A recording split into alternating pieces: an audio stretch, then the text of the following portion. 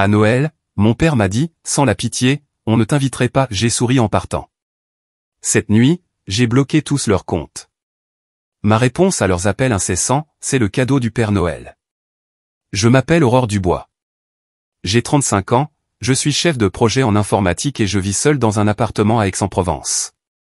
Noël dernier, je suis entré dans la bastide familiale du centre historique, l'air chargé d'une odeur de pain et de cannelle, m'attendant à de la chaleur. À la place, j'ai reçu un coup de poignard en plein cœur. Mon père s'est penché au-dessus de la table à manger, les yeux brillants de cruauté, et a dit, « Si nous n'avions pas pitié de toi, Aurore, tu ne serais même pas là. » La pièce est devenue silencieuse. Ma mère a ricané. Ma sœur a renchéri, d'une voix acerbe, « Ouais, tu as de la chance qu'on t'ait même invité. » J'ai senti chaque mot me couper profondément, se tordant comme une lame dans ma poitrine. Je n'ai pas pleuré. Je n'ai pas supplié. J'ai simplement pris une gorgée de vin, j'ai laissé un sourire se dessiner sur mes lèvres et je me suis levé tranquillement. À ce moment-là, j'ai su que tout avait changé. Et quelques heures plus tard, assis seul dans mon appartement, j'ai fait quelque chose qui garantirait que ma famille ne me verrait plus jamais de la même manière. Depuis plus d'une décennie, j'ai été celle qui maintenait ma famille à flot. Tout a commencé avec un fonds d'investissement familial que j'ai créé après avoir décroché mon poste de chef de projet en informatique. J'avais 25 ans, fraîchement sorti de l'université et assez naïf pour penser que mettre notre argent en commun nous rapprocherait. J'y ai versé toutes mes économies, 20 000 € pour commencer, tandis que mon père Jacques et ma mère Hélène n'ont rien contribué.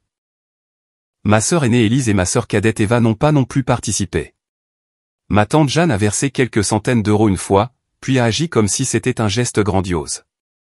Le fonds était censé couvrir les dépenses communes comme la bastide familiale dans le centre historique d'Aix, mais il est devenu tout autre chose, leur distributeur de billets personnels.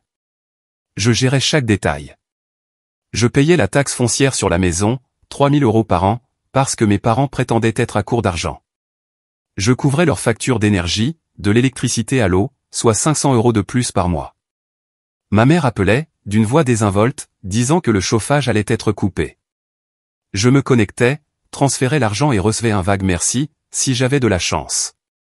La plupart du temps, c'était le silence. Mon père ne l'a jamais reconnu. Il hochait simplement la tête quand je venais lui rendre visite, comme si je faisais mon travail. Élise était pire. Elle utilisait le fonds comme sa ligne de crédit personnel, sac de créateur, week-end à Deauville, même un nouveau téléphone. Chaque année, des milliers d'euros disparaissaient. Elle m'envoyait un texto, et « Tu peux couvrir ça ?» Et je voyais des débits de 2 000 € dans des boutiques ou 500 € pour des journées au spa. Je gardais une trace de chaque centime, mais la confronter était inutile. Elle levait les yeux au ciel, disait que j'étais obsédé par l'argent et s'en allait. Ma tante Jeanne n'était pas aussi flagrante, mais ses virées shopping en ligne, des centaines d'euros en vêtements, gadgets et même en box par abonnement, s'accumulaient. Elle ne demandait jamais, supposant simplement que je m'en occuperais. Puis il y avait Eva, ma sœur cadette. C'est une artiste, toujours à la poursuite d'un nouveau projet. Je payais son matériel d'art, ses frais de galerie, ses voyages pour réseauter à Paris, facilement 1 000 € par mois. Elle me serrait dans ses bras, m'appelait sa sauveuse, mais n'a jamais proposé de me rembourser. Pas une seule fois. Je me disais que c'était normal. J'aidais ma famille, je maintenais la paix, je préservais l'héritage de notre maison, mais au fond de moi, je savais que c'était faux. Il ne me voyait pas comme une sœur ou une fille. Il voyait un compte en banque avec mon nom dessus. Je restais éveillé certaines nuits à vérifier le solde du fonds, le regardant diminuer. L'année dernière seulement, ils ont retiré 30 000 €. J'ai tout couvert, puisant dans mes propres économies quand le fonds était à sec. Le crédit de mon appartement, les mensualités de ma voiture, ma propre vie.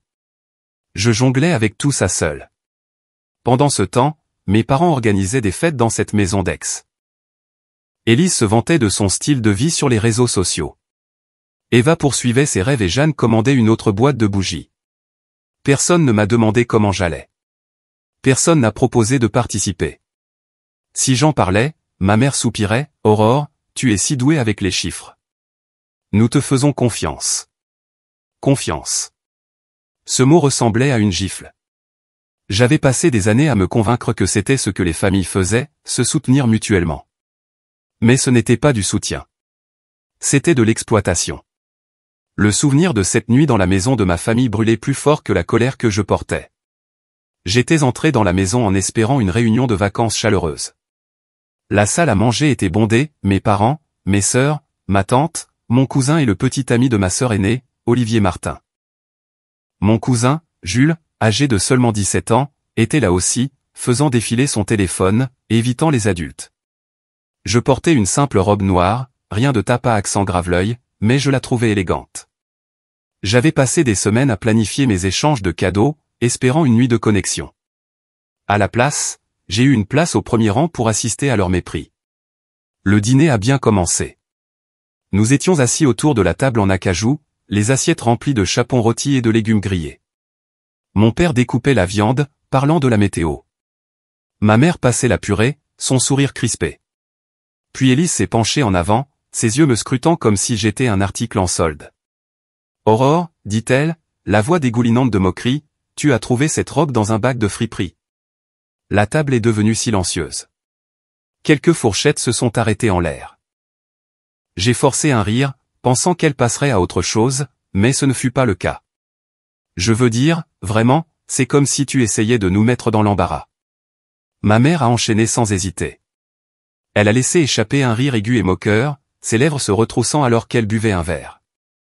Honnêtement, Aurore, tu aurais au moins pu essayer d'avoir l'air présentable, dit-elle, son ton tranchant avec l'ambiance festive.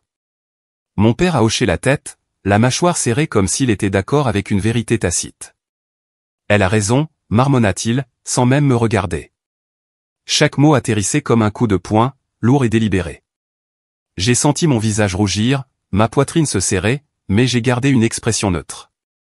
Eva était assise en face de moi, picorant dans son assiette.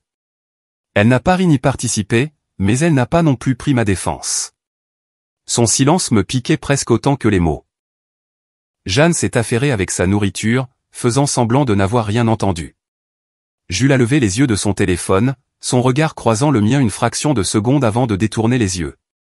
Olivier s'est agité, mal à l'aise, s'éclaircissant la gorge, mais n'a rien dit. La pièce semblait plus petite, l'air plus épais, comme si je rétrécissais sous leur regard. J'aurais pu répliquer. J'aurais pu souligner que j'avais payé la moitié de la nourriture sur cette table, que mon argent maintenait les lumières allumées dans cette maison, mais je ne l'ai pas fait. Je suis resté assise là, les mains jointes sur mes genoux, et j'ai laissé leurs paroles s'imprégner. Le ricanement d'Élise, le rire de ma mère, l'accord froid de mon père. Ils ne se moquaient pas seulement de ma robe, ils se moquaient de moi, de mon rôle dans cette famille, de mon existence. Pendant des années, je m'étais dit que leur pique était inoffensive, qu'ils ne le pensaient pas. Mais cette nuit-là, il était clair qu'ils me considéraient comme inférieure, moins digne, moins importante, moins qu'eux. Je me suis excusé, prétextant avoir besoin d'air, et je suis sorti dans le couloir. Les lumières du sapin de Noël clignotaient dans le coin, un rappel cruel de la chaleur que j'avais espérée. Je me suis appuyé contre le mur, le souffle court, rejouant leurs mots. Friperie, nous mettre dans l'embarras, pas à ta place. Chacun d'eux a alimenté quelque chose en moi, quelque chose que j'avais enfoui sous des années à jouer la fille dévouée. Je n'étais pas seulement blessé. C'en était fini. Fini de les laisser me marcher dessus. Fini de prétendre que leur cruauté était acceptable. Debout là, j'ai fait un choix. Je n'allais pas laisser passer ça. Pas cette fois. De retour à mon appartement cette nuit-là, j'ai retiré mes chaussures d'un coup de pied, l'écho des mots de ma famille résonnant encore à mes oreilles. Mon ordinateur portable était sur le comptoir de la cuisine, son écran noir, mais il m'appelait. Je l'ai ouvert, la lueur éclairant mon visage alors que je me connectais au portail du fonds d'investissement familial. Mes doigts bougeaient vite, animés par une clarté que je n'avais pas ressentie depuis des années. J'ai changé le code d'accès principal, verrouillant tous les comptes liés. Personne d'autre n'avait les compétences techniques pour gérer ce fonds. Mes parents utilisaient à peine les emails.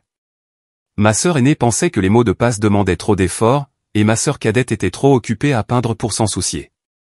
Le fonds était sous mon contrôle, et j'en avais fini de le partager. J'ai consulté l'historique des transactions, curieuse, mais pas surprise de ce que j'allais trouver. Les chiffres racontaient une histoire pire que ce que j'avais imaginé. Au cours de la dernière année, 60 000 € avaient disparu. Ma mère avait retiré 8 000 € pour des travaux qui n'ont jamais eu lieu. Les nouveaux rideaux ne comptaient pas. Mon père avait retiré 5 000 € pour un abonnement à un club de golf qu'il utilisait à peine. Les dépenses d'Élise étaient les pires, 22 000 € en hôtel de luxe, vêtements de créateur et un voyage à Miami dont elle s'était vantée en ligne. Ma tante avait accumulé 4 000 € en services d'abonnement et gadgets, tandis que les projets artistiques d'Eva, les frais de galerie, le matériel, les voyages, avaient englouti 21 000 € supplémentaires. Mes contributions, près de 40 000 € de mes propres économies, avaient maintenu le fonds à flot. Ils avaient tout pris sans une seconde pensée. Je me suis penché en arrière, le poids de ces chiffres s'abattant sur moi. 60 000 €. Des années de mon travail acharné, de mes nuits tardives à gérer des projets, de mes sacrifices partis en fumée pour alimenter leur égoïsme. J'ai ressenti une montée de colère, mais elle n'était pas irréfléchie. Elle était ciblée. J'ai ouvert ma messagerie et rédigé un message à l'avocat avec qui j'avais déjà travaillé, Maître Michel Bernard. Je dois dissoudre le fonds d'investissement familial, ai-je écrit. Pouvons-nous nous voir demain? J'ai cliqué sur envoyer, le cœur serein. Michel était vif, discret et savait comment gérer des montages financiers complexes. Il m'avait aidé à créer le fonds des années auparavant. Maintenant, il allait m'aider à y mettre fin. En attendant sa réponse, j'ai fouillé plus profondément dans les paramètres du fonds. J'ai révoqué tous les utilisateurs autorisés, mes parents, Élise, Eva, ma tante. Chaque clic était comme me délester d'un poids que j'avais porté trop longtemps. J'ai configuré l'authentification à 2 facteurs, l'alliant à mon seul téléphone. À 23 h, le fonds était solidement verrouillé, inaccessible à quiconque sauf moi. Michel a répondu par email, disponible à 9 h. Discutons-en. J'ai confirmé le rendez-vous, puis j'ai fermé mon ordinateur portable. Le silence dans mon appartement semblait différent maintenant. Pas lourd, mais libre. Je n'ai rien dit à ma famille. Pas un mot. Ils ne méritaient pas d'avertissement. Pendant des années, ils m'avaient utilisé, s'étaient moqués de moi, avaient pris mon argent tout en me traitant comme si j'étais invisible. Les faux sourires de ma mère, les hochements de tête dédaigneux de mon père, les demandes incessantes d'Élise, le silence commode d'Eva, la cupidité discrète de ma tante, ils avaient tous joué leur rôle. J'ai pensé à les appeler, à leur donner une chance de s'expliquer, mais à quoi bon? Ils ne m'avaient jamais vu comme plus qu'une ressource. Je n'allais pas mendier leur respect maintenant. Assise là, à regarder mon téléphone, j'ai senti un changement. Il ne s'agissait pas seulement d'argent. Il s'agissait de reprendre ma vie en main. J'avais passé trop de temps à essayer de gagner leur approbation, espérant que mes sacrifices les amèneraient à m'apprécier. Mais cette nuit-là, j'ai vu la vérité. Leur amour avait un prix, et j'en avais fini de le payer. Verrouiller le fonds était ma première étape, mais le dissoudre serait la dernière. Je ne faisais pas que les couper. Je me libérais. Le lendemain matin, mon téléphone a commencé à vibrer avant même que j'aie fini mon café. Je savais que la tempête se préparait. À 8 h, mon écran était illuminé de notifications. Ma mère avait appelé 6 fois, laissant des messages vocaux que je n'ai pas pris la peine d'écouter. J'ai siroté mon café, laissant le silence de mon appartement aixois m'envelopper. J'avais verrouillé le fonds d'investissement familial la nuit dernière, et les retombées sont arrivées plus vite que prévu. Je ne me sentais pas coupable, pas du tout. Ils avaient eu des années pour me traiter comme une famille, pas comme un portefeuille. Élise a été la première à le sentir. Elle était allée au centre commercial des Allées Provençales, probablement pour acheter un autre sac à main hors de prix, mais sa carte liée au fonds a été refusée à la caisse. J'ai reçu un texto furieux de sa part à 8 h 15, qu'est-ce qui ne va pas avec le compte? Règle ça maintenant. Je pouvais l'imaginer là, les joues rouges, agrippant son téléphone pendant que le caissier haussait les épaules. Élise n'avait pas l'habitude d'entendre non. Toute sa vie était bâtie sur mon argent et maintenant ce filet de sécurité avait disparu. Je n'ai pas répondu. Laisse-la se débrouiller.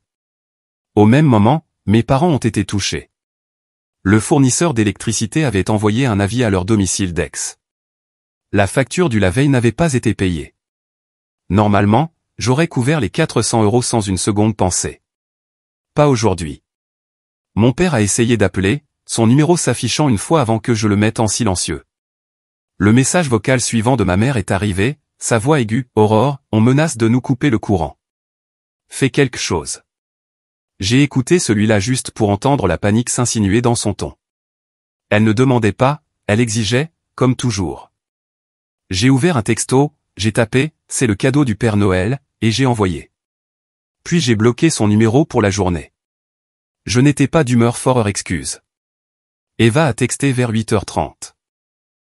Son message était plus doux, presque hésitant, et « pourquoi je ne peux pas accéder au fond ? Il s'est passé quelque chose ?» J'ai fixé les mots, attendant des excuses.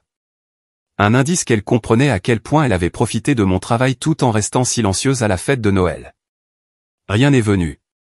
Sa question ressemblait à une autre demande pour que je règle les choses, que je continue à financer son art sans poser de questions. Je l'ai laissée en lu. Elle ne méritait pas d'explication. Pas encore.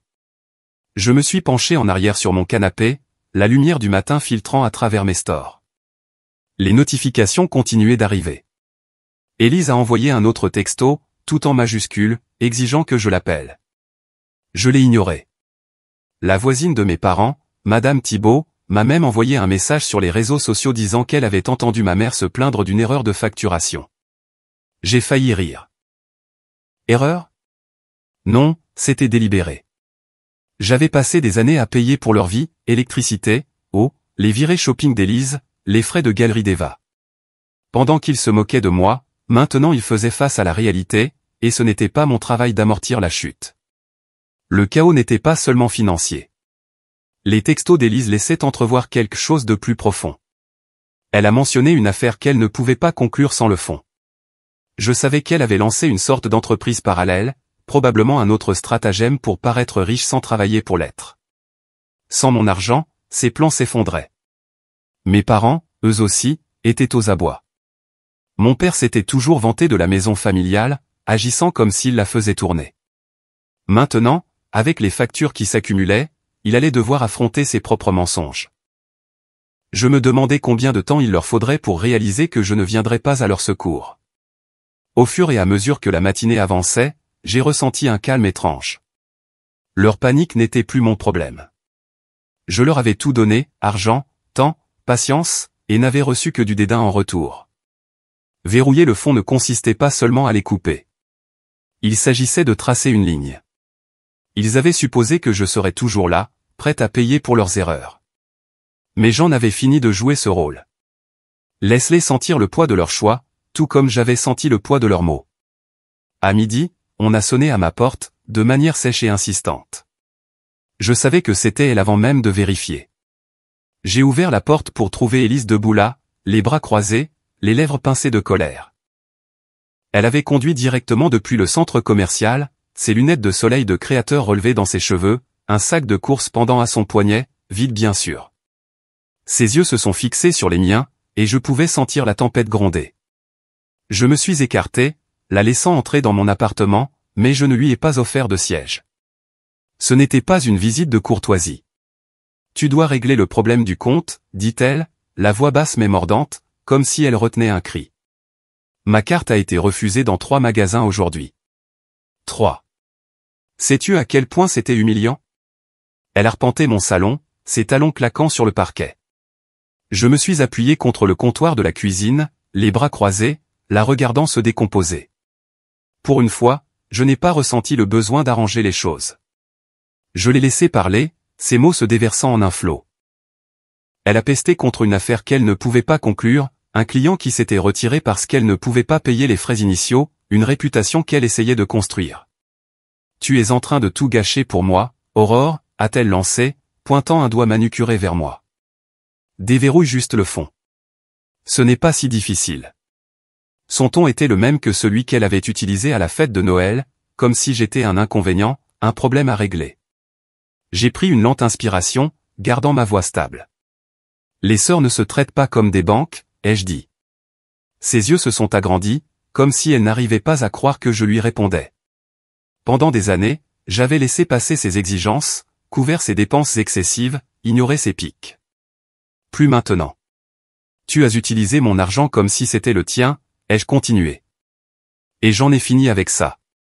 Le fond reste verrouillé. Le visage d'Élise est devenu rouge, ses mains se crispant en poing. Tu en as fini ? Se moqua-t-elle en s'approchant. Tu penses que tu peux simplement me couper les vivres après tout ce que j'ai fait pour cette famille ? Sa voix s'est élevée, aiguë et accusatrice. Tu es égoïste, Aurore. Tu l'as toujours été. Assise dans ton appartement de luxe, à faire comme si tu étais meilleur que nous. J'ai failli rire de l'ironie. Tout ce qu'elle avait, ses voyages, ses vêtements, sa soi-disant entreprise, était construit sur mes économies. Je n'ai pas scié. Tu n'as pas de leçon à me donner, ai-je dit, ma voix calme mais ferme. J'ai payé pour ta vie pendant des années. Tu ne sais même pas combien tu as pris. J'aurais pu tout énumérer, les 22 000 € qu'elle avait flambés en hôtel et en shopping, les voyages qu'elle exhibait en ligne, mais elle ne l'aurait pas entendu. Sa colère était trop forte, étouffant toute chance de raison. Elle a levé les mains en l'air, arpentant de nouveau la pièce. C'est ridicule, a-t-elle sifflé. Tu vas tout ruiner. Les factures de maman et papa. Les projets d'Eva. Mes affaires. Tu nous détruis. Elle s'est arrêtée, me fixant, attendant que je cède. J'avais déjà vu ce regard, celui qui s'attendait à ce que je recule, que je répare son désordre comme toujours. Mais quelque chose en moi avait changé. Je n'étais plus son filet de sécurité. Sors, ai-je dit en montrant la porte. Élise s'est figée, la bouche entr'ouverte comme si elle n'avait pas bien entendu. Je ne déverrouillerai rien. Débrouille-toi. Ma voix n'a pas vacillé, et pour la première fois, j'ai vu une lueur d'incertitude dans ses yeux. Elle n'avait pas l'habitude que je lui tienne tête. Tu le regretteras, a-t-elle craché en attrapant son sac. Tu n'es rien sans nous. Elle s'est dirigée vers la porte, ses talons résonnant plus fort qu'auparavant. Je l'ai suivie, ma main déjà sur la poignée.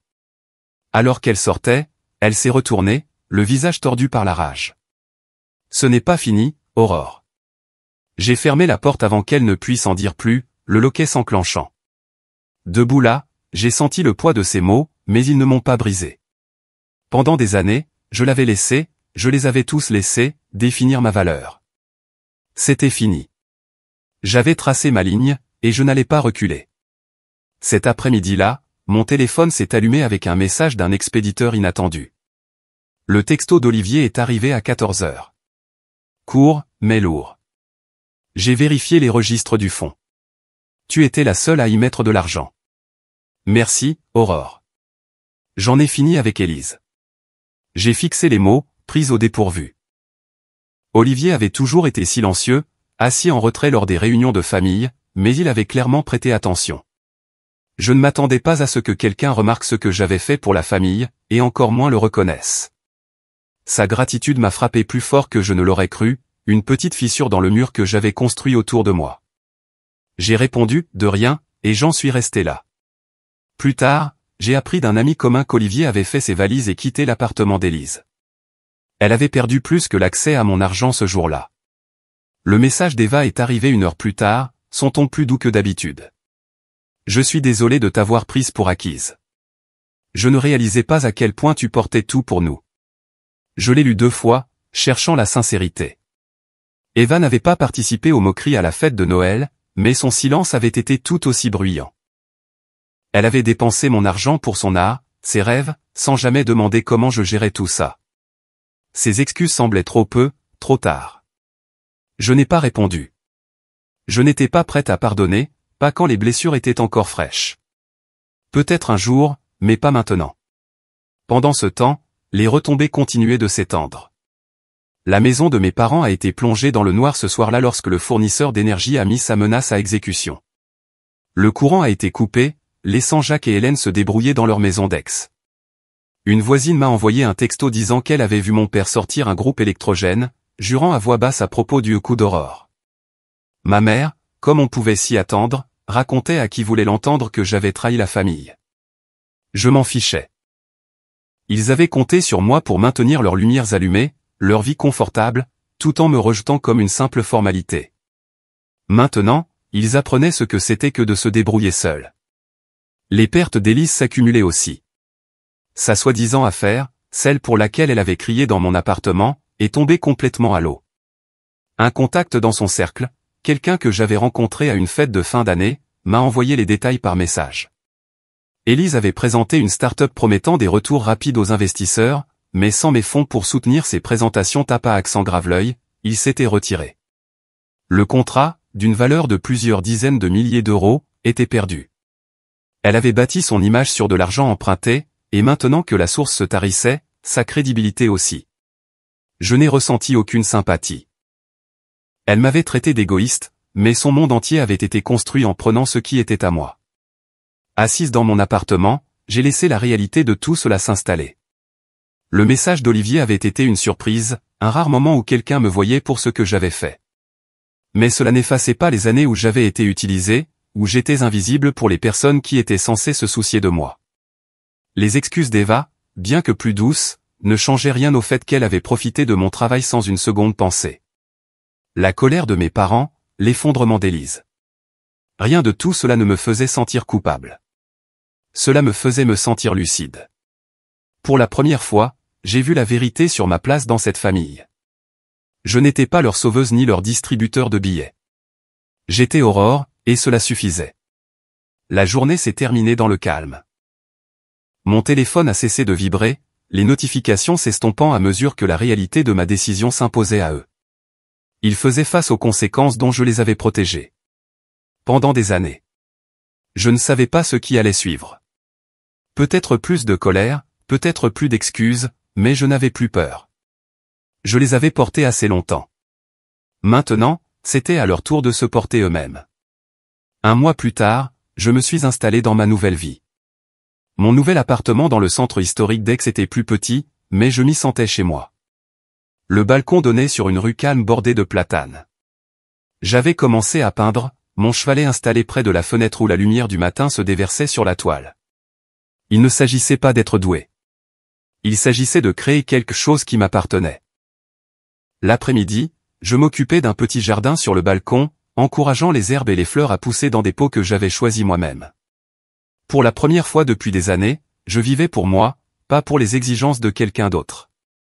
Jules était le seul à avoir gardé le contact. Il m'envoyait un texto tous les quelques jours, partageant des nouvelles de sa vie à Paris ou me posant des questions sur mes peintures. Parfois, il appelait, sa voix chaleureuse racontant des histoires sur son nouveau travail dans une start-up technologique. J'appréciais ses efforts, la façon dont il ne poussait pas et ne fouinait pas. Il avait été à la fête de Noël, silencieux mais observateur, et il ne m'avait jamais demandé de régler les choses pour la famille. Cela le rendait différent. Je n'avais pas à me justifier auprès de lui, et cela suffisait. Un matin, en arrosant mes plants de basilic, j'ai trouvé une lettre glissée sous ma porte. L'enveloppe n'avait pas de nom, pas d'adresse de retour, juste mon nom griffonné d'une écriture familière. Je l'ai ouverte, m'attendant à une autre demande, mais c'était plutôt des excuses. Les mots étaient vagues.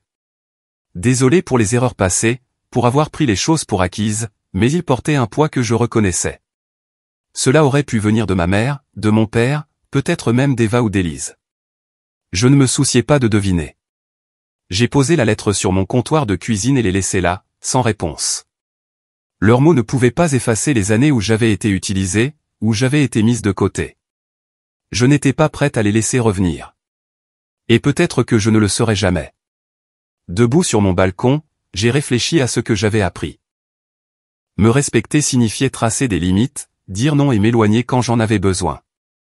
J'avais passé tellement de temps à essayer de maintenir ma famille unie, pensant que c'était mon travail de les maintenir à flot. Mais ils ne m'avaient jamais vu. Pas vraiment. Les couper ne concernait pas seulement l'argent. Il s'agissait de récupérer ma valeur. Je n'étais pas leur banque ni leur solutionneur de problèmes. J'étais Aurore. Et cela suffisait. À quiconque écoute mon histoire, je dirais ceci. Pensez à vos propres limites. Qui prend plus que ce que vous pouvez donner? Qui s'attend à ce que vous portiez leur poids tout en ignorant le vôtre? Ce n'est pas égoïste de se faire passer en premier. C'est une question de survie. Tracez vos lignes, tenez-les fermement et ne vous en excusez pas.